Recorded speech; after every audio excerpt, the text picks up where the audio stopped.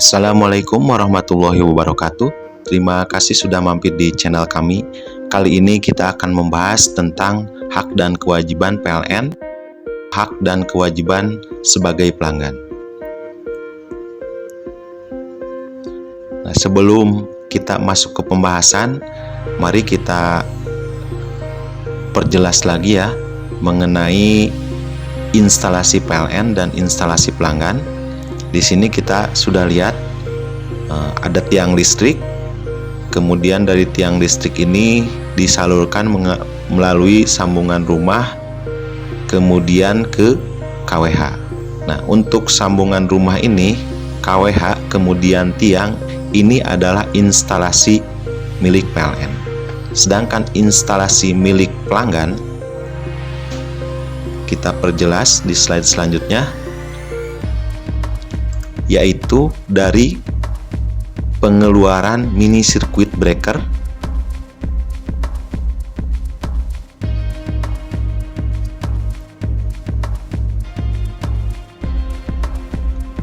kita lihat gambarnya ini adalah tiang, kemudian ada sambungan rumah ini ke KWH, kemudian MCB.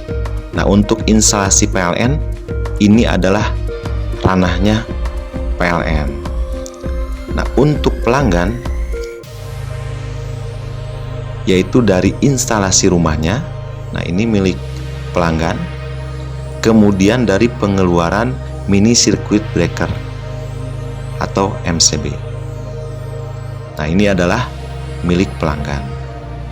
Jadi, pelanggan tidak boleh mengotak-ngatik KWH, MCB, apalagi di sisi KWH, karena sisi KWH ini adalah teraknya.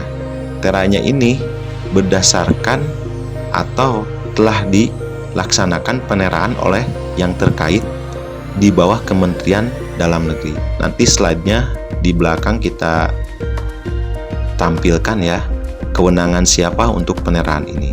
Bahwa peneraan ini bukan kewenangan PLN. Nah, itu ya.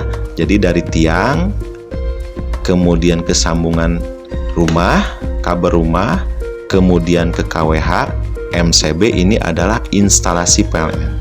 Jika ada gangguan di sisi instalasi ini, maka PLN yang wajib mengganti. Kecuali kalau misalkan dirusak oleh pelanggan, atau misalkan pelanggan mengotak-ngatik di daerah ini, atau pelanggan misalkan menyuruh orang lain untuk mengerjakan atau memperbaiki. Nah, itu ya untuk instalasi PLN dengan instalasi pelanggan, perbedaannya di sana. Batasannya ada di MCB. Kemudian untuk kewajiban dan hak PLN, 1. Menyediakan alat pengukur dan pembatas setelah pelanggan memenuhi persyaratan penyambungan. Artinya pelanggan sudah menyetujui, sudah membayar, maka PLN wajib menyediakan alat pengukur dan pembatas, bukan dari pelanggan. Kemudian melaksanakan penyambungan hingga penyalaan sesuai dengan ketentuan yang berlaku di PLN. Kemudian menyediakan tenaga listrik secara berkesinambungan sesuai dengan tingkat mutu pelayanan atau TMP PLN. Artinya di sini tegangannya sesuai, frekuensinya juga sesuai. Kemudian melakukan perbaikan pada sambungan tenaga listrik dan atau penggantian alat pengukur dan pembatas apabila terjadi kerusakan. Alat pengukur dan pembatas ini yaitu tadi KWH dan mini circuit breaker atau MCB. Kemudian memberikan pelayanan dan informasi atas keluhan atau gangguan listrik prabayar. Jadi PLN ini harus ya wajib ketika ada gangguan sisi prabayar, maka PLN ini memberikan pelayanannya atau segera memperbaiki dan menginformasikan. Kemudian memberikan pelayanan dan informasi atas keluhan tidak munculnya token setelah transaksi pembelian setrum isi ulang listrik prabayar. Jadi ini disebut juga gangguan ya. Kemudian hak PLN adalah melakukan pemadaman atau penghentian penyaluran tenaga listrik dalam pelaksanaan pekerjaan pemeliharaan, perbaikan, pemeriksaan, perluasan dan atau rehabilitasi instalasi dan atau peralatan listrik milik PLN. Kemudian memasuki dan atau melintasi tanah dan bangunan pelanggan untuk melakukan penyambungan baru atau tambah daya. Jadi sudah diberikan izin ya apabila akan melaksanakan penyambungan baru atau tambah daya. Nah, untuk menjaga hal-hal yang tidak diinginkan, maka pelanggan atau calon pelanggan berhak menanyakan surat tugas atau identitas dari petugas tersebut. Karena banyak sekali ya di zaman sekarang ini mengatasnamakan PLN. Jadi harus berhati-hati juga. Kemudian pekerjaan pemeliharaan, perbaikan, pemeriksaan, perluasan dan atau rehabilitasi instalasi dan atau peralatan listrik milik PLN. Kemudian pemeriksaan dalam rangka penertiban pemakaian tenaga listrik P2TL dan segala penyelesaian berdasarkan peraturan perundang-undangan dan ketentuan P2TL yang berlaku. Jadi kalau melanggar atau ada indikasi pelanggaran, PLN berhak langsung memeriksa tanpa seizin atau izin dari pemilik, karena dari awal pemilik itu sudah mengizinkannya. Kemudian penebangan atau pemotongan tumbuh-tumbuhan milik pelanggan di lokasi manapun yang menurut PLN membahayakan kelangsungan penyaluran tenaga listrik. Artinya di sini ketika PLN akan menyalurkan akan menjadi sia-sia atau percuma karena pohon ini akan mengakibatkan gangguan dan keselamatan umum. Artinya di sini akan ada yang tersengat arus listrik. Nah, ini ya yang tidak diinginkan oleh kita maupun oleh PLN. Dan apabila gangguan pun PLN pasti merasa rugi.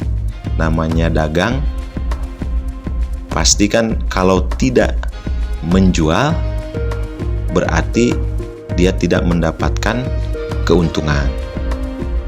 Kemudian kewajiban pelanggan menyetujui ketentuan penempatan APP milik PLN sedemikian rupa sehingga aman dan mudah untuk diperiksa petugas PLN. Ya, jadi secara teknis misalkan PLN menyatakan tempatnya di sini. Artinya ketika ada gangguan atau pembacaan meter, nanti pihak PLN akan mudah untuk memperbaiki atau membaca meternya. Kemudian menjaga APP dan perlengkapan milik PLN. Jadi APP ini sekali lagi adalah milik PLN yang dititipkan ke pelanggan. Kemudian mengizinkan PLN memasang instalasi listrik antara lain tiang listrik dan atau peralatan pendukung lainnya di halaman rumah atau bangunan pelanggan, dan mengizinkan PLN menarik jaringan listrik dari bangunan pelanggan guna memberikan sambungan listrik kepada bangunan lainnya. Misalkan ke tetangganya PLN akan menyalurkan, maka diizinkan karena namanya listrik itu harus ada media untuk disalurkan. Kemudian membayar ganti rugi alat pengukur dan pembatas atau KWH atau MCB ketika hilang atau rusak akibat kelalaian atau kesengajaan pelanggan sesuai ketentuan yang berlaku. Kemudian membayar tagihan atas pemakaian listrik secara tepat waktu. Kemudian membayar tagihan susulan akibat ditemukan pelanggaran pemakaian tenaga listrik tadi P2TL ya, dan atau akibat pemakaian tenaga listrik tidak terukur secara penuh akibat peralatan pengukuran tidak bekerja normal, bukan dikarenakan kesalahan pelanggan dan atau pelanggan listrik tidak sesuai dengan peruntukannya. Nah, ini. Kemudian menyediakan lokasi, membayar biaya pemindahan dan ganti rugi KWH yang tidak tersalur apabila pelanggan bermaksud untuk memindahkan tiang listrik dan peralatan pendukung lainnya atas persetujuan PLN. Jadi kalau kita ingin memindahkan listrik atau perlengkapan listrik itu dikenakannya biayanya ke pelanggan. Kemudian melapor kepada PLN maksimal 7 hari setelah dilakukan penyalaan pada persil pelanggan untuk memastikan kesesuaian prosedur dalam hal sampai dengan batas yang telah ditentukan pelanggan. Jika pelanggan tidak melapor kepada PLN, maka segala pelaksanaan penyambungan listrik hingga penyalaan pada persir pelanggan dianggap telah sesuai. Artinya di sini berkaitan dengan sertifikat layak operasi. Jadi sertifikat layak operasi ini bukan ranah PLN ya. Sekali lagi, untuk SLO atau sertifikat layak operasi bukan ranah PLN. Karena kalau PLN mengizinkan atau memasukkan tegangan dan di kemudian hari ada kejadian, maka PLN lah yang bertanggung jawab. Ini sudah dibahas ya, untuk linknya ada di deskripsi mengenai tidak ada SLO bisa denda 500 juta rupiah. Itu kaitannya ya.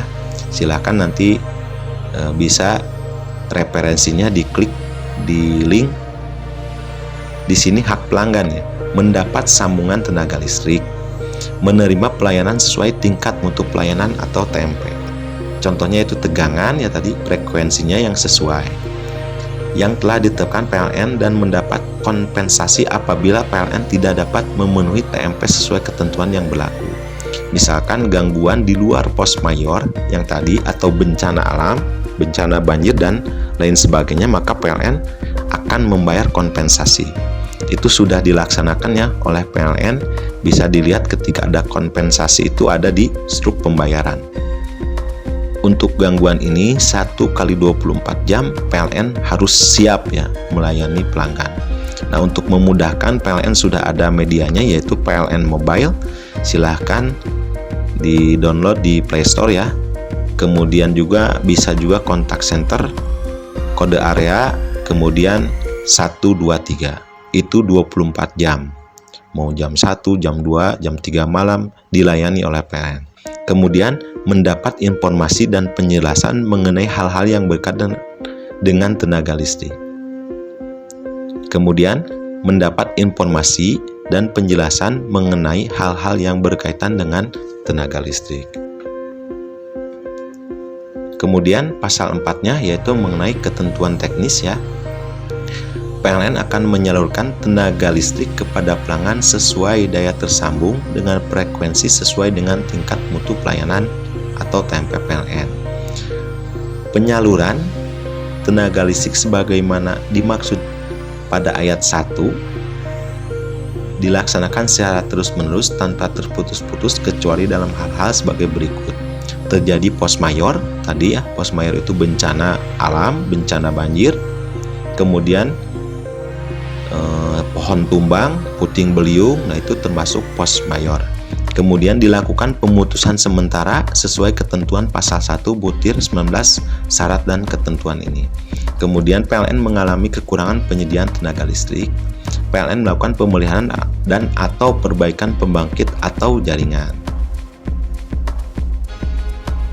Jadi PLN berhak ya, namanya peralatan dipakai 24 jam, pastilah itu harus diganti. Ibarat motor, kalau misalkan businya saja tidak kita ganti, ya maka akan terjadi mogok dan akan lebih lama lagi ya. Jadi lebih baik kita pemeliharaan, tapi di malam harinya tidak ada gangguan. Doakan saja ya, kita doakan sebagai pelanggan, mudah-mudahan PLN ini terus lebih baik lagi. Kemudian atas perintah instansi yang berwenang atau pengadilan. Itu ya mengenai ketentuan teknis. Kemudian yang ketiga, apabila terjadi penghentian penyaluran tenaga listrik karena alasan sebagaimana dimaksud pada ayat 2, maka pelanggan tidak berhak untuk menuntut ganti rugi dalam bentuk apapun juga kepada PLN.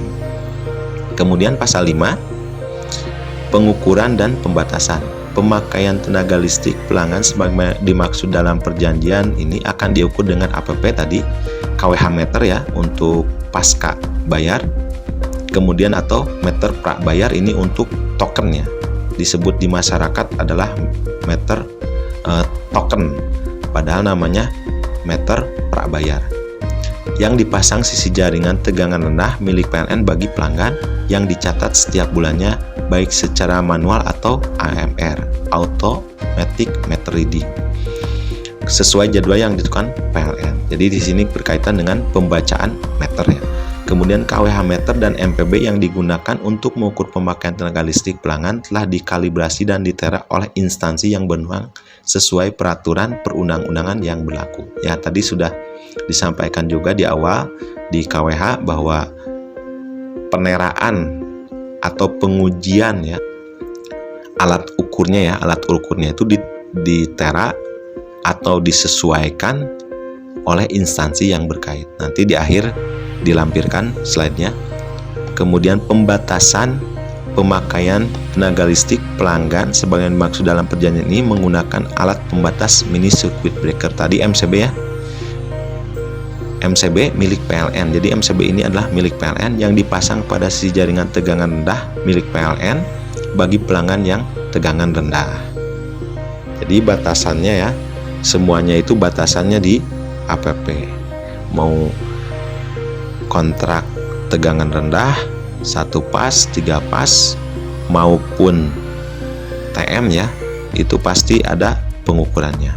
Nah, kemudian ketika kita setuju, maka kita lanjut menjadi atau daftar menjadi pelanggan PLN atau pasang baru.